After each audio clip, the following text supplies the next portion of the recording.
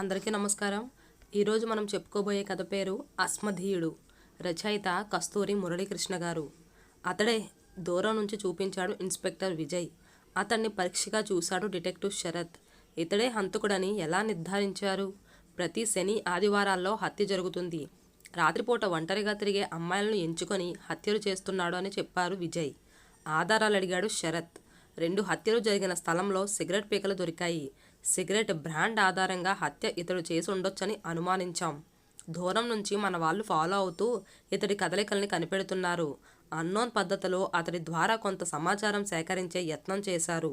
అయితే హత్యలు జరిగిన రోజుల్లో తాను ఏం చేశాడో, ఎక్కడున్నాడో ఇతను సరిగ్గా చెప్పలేకపోతున్నాడు.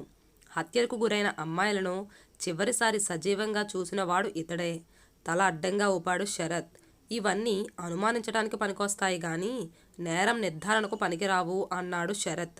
హత్య జరిగిన విధానాన్ని, ఇతర అంశాలను పరిగణలోకి తీసుకొని మన పోలీస్ డిపార్ట్మెంట్ సైకాలజిస్ట్ సుందరం ఇచ్చిన ప్రొఫైల్ తయారు చేశాడు. ఆ ప్రొఫైల్ ఇతడికి సరిగ్గా మ్యాచ్ అవుతుంది కూడా.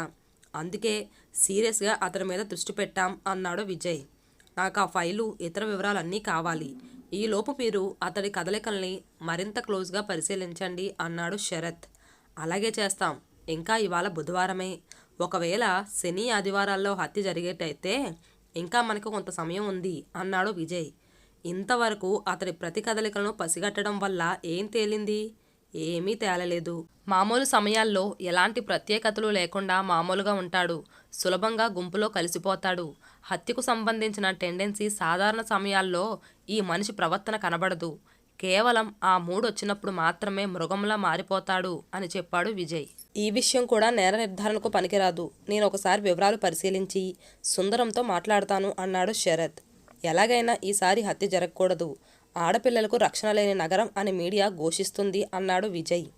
జ్యోతి, రమణి, కమల ముగ్గురి ఫోటోలు జాగ్రత్తగా పరిశీలించాడు శరత్. పరిశోధకులు ముగ్గురి మధ్య కొన్ని పోలికలు కనుగొన్నారు. ముగ్గురు దాదాపుగా ఒకే ఎత్తున్నవారు. ముగ్గురు డిగ్రీ ఫైనల్ ఇయర్ చదువుతున్నారు. ముగ్గురికి కళ్ళద్దాలున్నాయి. హత్యలు చేసేందుకు సీరియల్ కిల్లర్ అమ్మాయిలను ఎంపిక చేసుకోవడంలోనూ ఒక పద్ధతి పాటిస్తాడు. అది తెలిస్తే అతడి ఆలోచనలు అంచనా వేయవచ్చు. 3 హత్యలు జరిగిన విధానాన్ని జాగ్రత్తగా గమనించాడు శరత్. అమ్మాయిలు ముగ్గురు కాలేజీ స్టూడెంట్లే. సెలవు రోజు బాయ్ ఫ్రెండ్తో పిక్నిక్కి వెళ్లారు. రాత్రి ఆలస్యమైంది. బాయ్ ఫ్రెండ్స్ వాళ్ళని ఇంటి దగ్గర దింపారు. కానీ వాళ్ళు ఇల్లు చేరలేదు. ముగ్గురు నగరంలో 3 వేరువేరు ప్రాంతాలకు చెందినవారు. నగరానికి 3 కోణాల్లో ఉన్నారు. ఆలోచించాడు శరత్. సాధారణంగా సీరియల్ కిల్లర్ హత్య చేయటం, శవాలను పారేయటం వెనుక ఒక పద్ధతి ఉంటుంది. కానీ ఈ కేసులో అదేమీ లేదు. శవాలను హత్యాస్థలంలోనే పార్కులో పొదల దగ్గర వదిలేస్తున్నాడు హంతకుడు. అత్యాచారం చేయటం లేదు. కేవలం వారి శరీరంపై ఉన్న చెబిరింగులు, ముక్కు పొడకలు తీసుకెళ్తున్నాడు. 3 హత్యల్లో అనుసరించిన పద్ధతి ఒకటే. వాళ్ళ దుప్పటానే వాళ్ళ మెడకి చుట్టి చంపుతున్నాడు. దాంతో వేలిముద్రలు దొరకటం లేదు. ముగ్గురు బాయ్ ఫ్రెండ్స్తో పిక్నిక్కు ఎటు వెళ్లారో చూశాడు శరత్. ఆ ఏరియా పేరు రిపోర్ట్లో రాయలేదు. ఆ బాయ్ ఫ్రెండ్స్కి ఫోన్ చేసి ముగ్గురిని ఒకే ప్రశ్న అడిగాడు. ముగ్గురు ఒకే సమాధానం చెప్పారు. సామీర్పేట్ లేక్. అంటే హంతకుడు సామీర్పేట్ లేక్కి వెళ్ళి ఉండాలి. అక్కడ జంటలను గమనించి వారిలో తనకు నచ్చిన అమ్మాయిని ఎంచుకొని ఒంటరిగా దొరికే వరకు వెంబడించి ఉండాలి. వీటిల్లో ఏది వీలు కాకపోయినా హత్య చేయటం కష్టం ఆలోచించాడు శరత్. తరువాత నిందితుడి వ్యక్తిగత జీవితాన్ని పరిశీలించాడు. పేద కుటుంబీకుడు, దుర్భర దారిద్ర్యం, కష్టపడి చదువుకున్నాడు. అతడికి ప్రేమ దొరకలేదు. ఇంతవరకు పెళ్లి చేసుకోలేదు. ఓ మామూలు ఉద్యోగం, సాధారణ జీవితం గడుపుతున్నాడు. అతడి జీవితం హత్య చేసిన విధానం ఆధారంగా డిపార్ట్మెంట్ సైకాలజిస్ట్ సుందరం నివేదికలో కొన్ని తీర్మానాలు చేశాడు. బాల్యంలో దుర్భరమైన అవమానాలు అతడిలో ద్వేషభావాన్ని పెంచాయి. యవ్వనంలో బహుశా ప్రేమ విషయంలో తిరస్కారానికి గురై అమ్మాయిలంటే కసి పెంచుకొని ఇలా చేస్తున్నాడు. ఒంటరితనం వల్ల అతడిలోని ద్వేషభావం పట్టరాని స్థితికి చేరినప్పుడు, తనని అవమానించిన అమ్మాయి లాంటి అమ్మాయి ఎదురైనప్పుడు ఇలా హత్య చేసి ప్రతీకారం తీర్చుకుంటూ ఉంటాడు. చదివి చాలాసేపు ఆలోచించాడు శరత్. ఎందుకో అతడికి సంతృప్తిగా అనిపించలేదు. రిపోర్ట్లో లోతైన అంచనా లేదు. విజయ్కి ఫోన్ చేశాడు. Vijay, we're barking at the wrong tree. అతడు నేరస్తుడు కాడేమో. ఏమో, మరి అన్నీ మ్యాచ్ అయ్యాయి. అయితే ప్రస్తుతానికి అతడి మీద అనుమానం తప్ప నిర్ధారణ లేదు కదా అన్నాడు విజయ్. సరే, నేను సుందరాన్ని కలిశాక నీ దగ్గరకు వస్తాను. హత్యలు జరిగిన స్థలం నుంచి సేకరించిన వస్తువులన్నీ ఉన్నాయి కదా? అడిగాడు శరత్. భద్రంగా ఉన్నాయి అన్నాడు విజయ్. ఒకే రకమైన నేపథ్యం నుంచి వచ్చి ఒకే రకమైన అనుభవాలున్న ఇద్దరు వ్యక్తుల జీవితం వేరువేరు మార్గాలలో ప్రయాణించవచ్చు అన్నాడు శరత్తో. సైకలాజిస్ట్ సుందరం సిగరెట్ వెలిగిస్తూ నవ్వాడు శరత్. సిగరెట్ బ్రాండ్ ఒక్కటే అనుమానానికి ఆధారమైతే మీ సిగరెట్ బ్రాండ్ కూడా హంతకుడి బ్రాండేగా అన్నాడు శరత్. సుందరం పెద్దగా నవ్వి, లక్షల మంది దీన్ని కాలుస్తారు, వాళ్ళందరినీ అనుమానించలేం. నేను అతన్ని పరిశీలించాను. అతడిలో చాలా తీవ్రమైన క్రోధం అణిగి ఉంది. అతడు స్త్రీల వైపు కన్నెత్తి చూడడు, నున్యత భావం. కానీ తనని తిరస్కరించిన అమ్మాయి లాంటి అమ్మాయిని చూస్తే మాత్రం అతడిలో మరో మనిషి తలెత్తుతాడు. మరి వాళ్ళ ముక్కు పొడకలు చివరింగులు దాచటం ఎందుకు? నేను అదే ఆలోచించాను. బహుశా ఆ అమ్మాయి ఇతడిచ్చిన బహుమతులను తీసుకుని వాటిని అలంకరించుకొని వేరే వారి దగ్గరకు వెళ్ళారేమో. ఇప్పుడు ఇలా వాటిని లాక్కొని కసి తీర్చుకుంటున్నాడేమో. చిన్నపిల్లలు స్నేహంగా ఉన్నప్పుడు ఇచ్చిన వస్తువులు కొట్లాట రాగానే తిరిగి ఇచ్చేయమని అడుగుతారు కదా. మీ ప్రొఫైలింగ్లో ఇంకో విషయం నన్ను బాధిస్తుంది అన్నాడు శరత్. ఏమిటది? లైంగిక అత్యాచారం ఎందుకు చేయటం లేదు ప్రశ్నించాడు శరత్. ఆలోచించి చెప్పాడు సుందరం. 2 కారణాలు.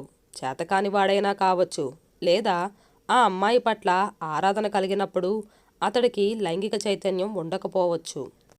అది సంభవమా? ఇప్పుడు పుట్టిన పిల్లలకే అలాంటిది లేదు అన్నాడు శరత్ నవ్వుతూ. అది ఇప్పటి తరం. మనం ఎదిగేటప్పుడు నెట్లు సెల్ ఫోన్లు లేవు. మనకు ఒక్కోసారి 18-20 ఏళ్ళు వచ్చే వరకు ఏమీ తెలిసేది కాదు. నేను అంతే. అసలు సెక్స్ ఎలా చేస్తారో 24 ఏళ్ల వరకు నాకు తెలియదు. అది ఓ ఫ్రెండ్ బలవంతంగా బ్లూ ఫిల్మ్ రహస్యంగా చూపిస్తే తెలిసింది. పెద్దగా నవ్వాడు సుందరం. ఆలోచిస్తూ తల ఊపాడు శరత్. సాక్ష్యాలు వస్తువులను పరిశీలిస్తున్న శరత్ విజయ్ని ఇవేమిటి అడిగాడు. ఇవి హత్యలు జరిగిన 2 చోట్ల రోడ్లకి మరోవైపు దొరికాయి. కానీ వాటిని ఎవిడెన్స్గా తీసుకోకుండా పక్కన పెట్టాం. ఎందుకంటే అతడు తాగడు చెప్పాడు విజయ్. ఆలోచిస్తూ బీర్ బాటిల్స్ పైన బార్కోడ్ చూసి అసిస్టెంట్ రాముకి ఫోన్ చేసి చెప్పాడు.